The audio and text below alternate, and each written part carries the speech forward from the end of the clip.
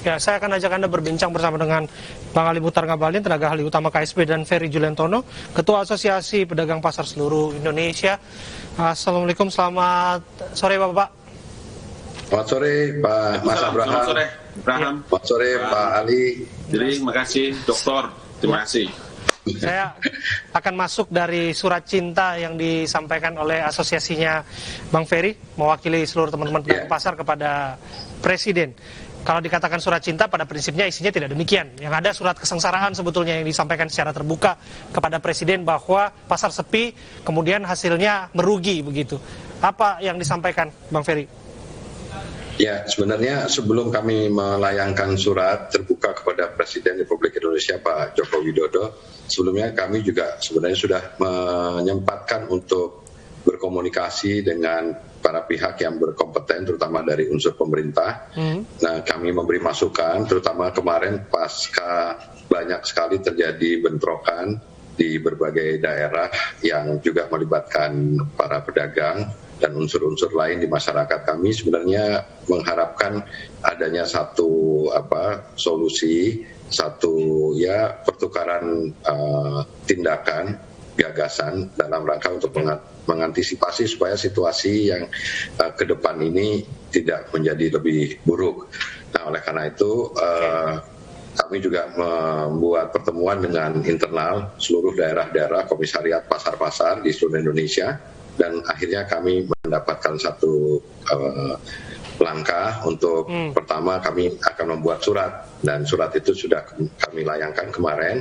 Dalam surat tersebut kami yang pertama minta kepada pemerintah, Presiden dalam hal ini, untuk tetap membuka kegiatan pasar-pasar, terutama pasar tradisional di seluruh Indonesia. Karena apa? Karena memang waktu pelaksanaan pemberlakuan PPKM awal banyak sekali pasar yang ditutup, dan itu mengakibatkan. Tapi tuntutan pertama itu nampaknya sudah terjawab ya Bang Ferry ya, karena kan pasar sudah dibuka dalam PPKM level 4 meskipun kapasitasnya hanya 50%.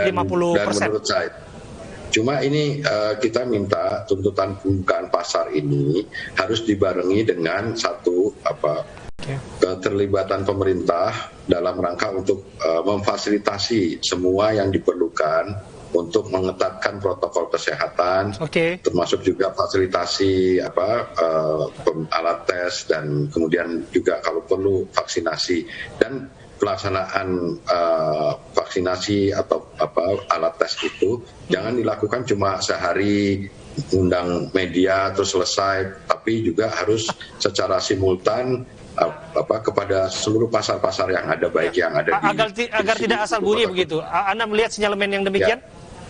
Ya, kadang-kadang kurang konsisten, kurang menjamah ke seluruh pasar-pasar yang ada. Ini harus menjadi tugas lapangan yang harus dikontrol begitu. Yang kedua, kami meminta kepada Presiden untuk terutama kepada petugas yang di lapangan untuk tidak menggunakan cara-cara yang represif ya begitu ya. Cara-cara yang tapi tidak manusiawi dan represif, karena itu akan mengundang reaksi yang ketika orang sudah marah, sudah dalam tingkat kesulitan yang secara ekonomi seperti ini, kalau kemudian pendekatannya represif itu ada reaksi perlawanan, itu yang Anda ingin sampaikan. Iya. Ini kan soal itu. Yang ketiga, kita minta supaya kewajiban-kewajiban atau iuran retribusi itu untuk bisa dihilangkan dalam rangka untuk tahankan pendapatan mereka. Seperti tadi kita dengar di Tanah Abang itu kan omsetnya turun karena pembatasan sampai 50%. Oleh karena itu penting pemerintah untuk segera menghilangkan kewajiban. Yang keempat, ini kalau ada tunggakan denda dari pedagang ke koperasi, ke BPR, ke bank dan lain sebagainya, itu setidaknya bisa ditangguhkan sementara ya, begitu ya Bang Ferry. Mohon maaf, saya harus potong Bang Ferry karena yang penting ini, yang kelima ini bantuan modal usaha bagi pedagang itu nggak pernah sampai. Saya bertanggung jawab terhadap apa yang saya sampaikan, bahwa belum ada kur untuk pedagang pasar gitu. Bahwa sebenarnya kita butuh bantuan gitu. Itu isi surat Asosiasi Pedagang Pasar Seluruh Indonesia kepada Presiden Republik Indonesia. Setidaknya 5 poin itu sudah dirangkum. Apa yang ingin dijawab oleh Bang Ngabalin? Ya, Yang pertama saya menyampaikan apresiasi dan terima kasih ya. Alhamdulillah iNews TV bisa mempertemukan saya dengan sahabat yang lama sekali saya tidak jumpa, Dr. Ferry. Ya. Amin. Oke. Untuk Asosiasi Pedagang Pasar seluruh Indonesia, sekali lagi untuk yang kedua kali saya menyampaikan apresiasi yang luar biasa. Ini sebetulnya cara-cara orang yang memiliki peradaban. Jadi saya insya Allah kalau tidak ada aral melintang besok, saya harapkan kalau bukan Bang Ferry selaku Ketua Umum, mungkin siapa saja, kalau bisa boleh kita janjian, boleh juga nanti di KSP, tolong secepatnya saya juga mendapatkan fotokopi suratnya. Sehingga 5 poin yang tadi Bang Dr. Ferry sampaikan itu, terus terang dengan izin Allah, kami bisa melakukan langkah-langkah yang cepat dan efektif agar beberapa usulan-usulan yang disampaikan oleh teman-teman dari APPSI Bang Abalin, itu bisa segera. mohon maaf saya potong ya Bang Abalin. Tanpa disurati terbuka seperti ini pun, yang kita lihat kan ini mengandung kesengsaraan, kemeranaan yang disampaikan oleh para pedagang pasar begitu, yang seharusnya sudah diendus dari awal oleh pemerintah dan memberikan bantuan tanpa dikirimi surat terlebih dahulu. Bagaimana Anda menjawabnya? Bukan, kalau itu begini Abraham, kan kalau bicara tentang masalah ini kan tidak pernah ada orang yang bisa menduga bahwa Republik kita tercinta ini akan diserang dengan wabah COVID. Gelombang pertama itu COVID-19, gelombang yang kedua ini adalah varian baru Delta. Kenapa ini dilakukan oleh pemerintah? Kalaulah ibarat kita perang, maka tanggung jawab pemerintah itu adalah memberikan perlindungan, keselamatan terhadap nyawa-nyawa dan jiwa-jiwa rakyat Indonesia. Itu sebabnya ada beberapa langkah-langkah yang dilakukan oleh pemerintah. Makanya tadi saya bilang kalau umpama nanti teman-teman dari APPSI sebutlah seperti KUR. KUR itu kan sekarang digelontorkan dana, dialokasikan dana mulai dari tanggal 20 kemarin sampai dengan 25, itu kan sekitar 55,21 triliun rupiah.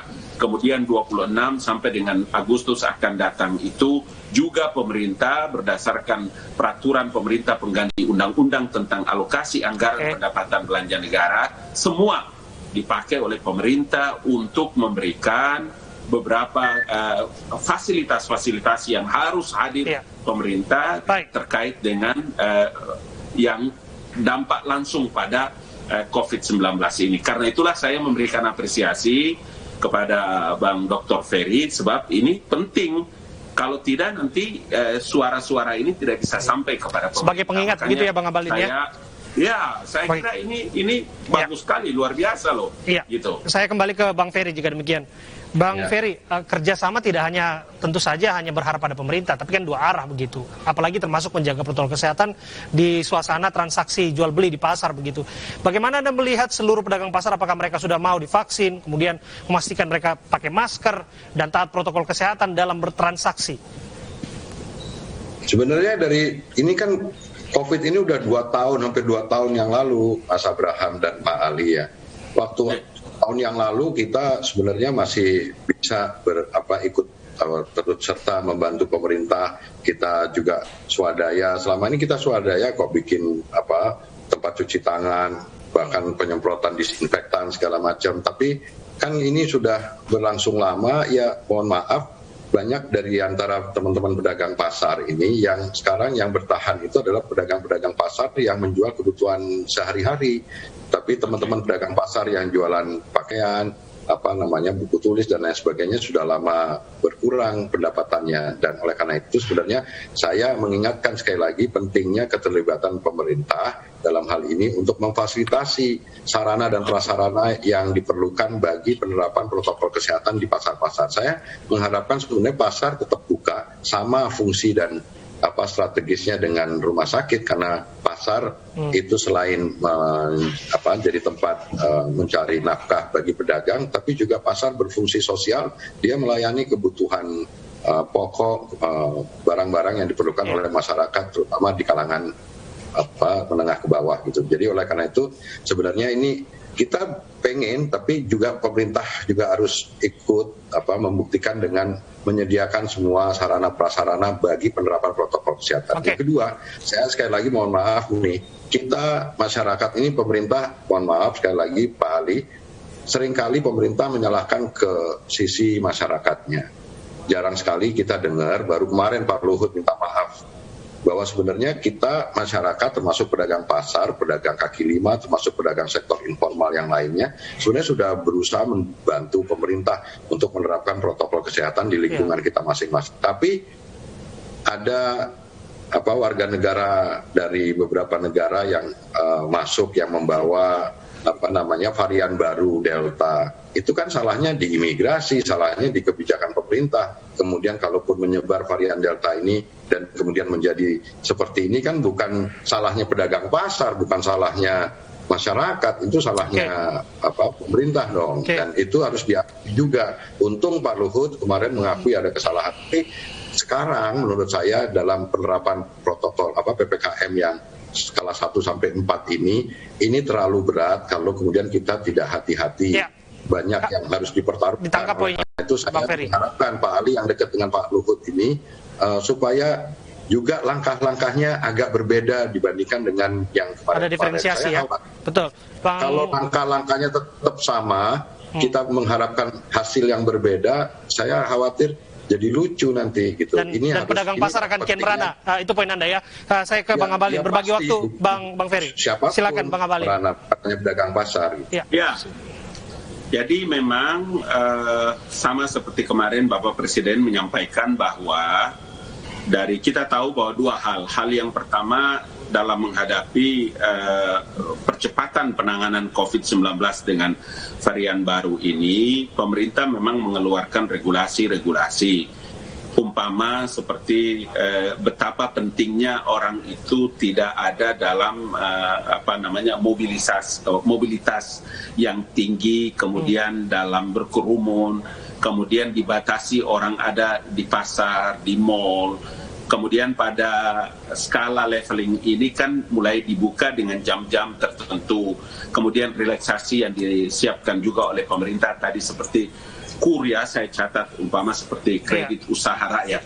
Saya punya catatan di sini seperti yang disampaikan. Tadi bagus Bang Ferry menyampaikan bahwa ada KUR itu memang belum disampaikan. Saya cuma mau kasih tahu saja bahwa realisasi penyaluran kredit usaha rakyat itu sampai dengan saat ini yaitu mencapai sampai 143 triliun, 14. Kemudian ada juga itu khusus untuk sektor-sektor yang tadi Bang Ferry juga menyampaikan itu dia sementara ini sudah berjalan mencapai dengan 40%, termasuk adalah sektor pertanian dan lain-lain sebagainya.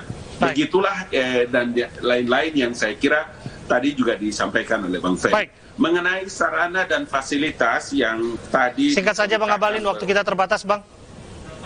Saya kira ada dua hal yang nanti disampaikan. Yang pertama, mungkin kalau memungkinkan besok ini kan Rabu nih, kalau bisa di mana teman-teman bisa ini, saya juga ada di kantor staf Presiden besok, kemudian sedapat mungkin secepatnya.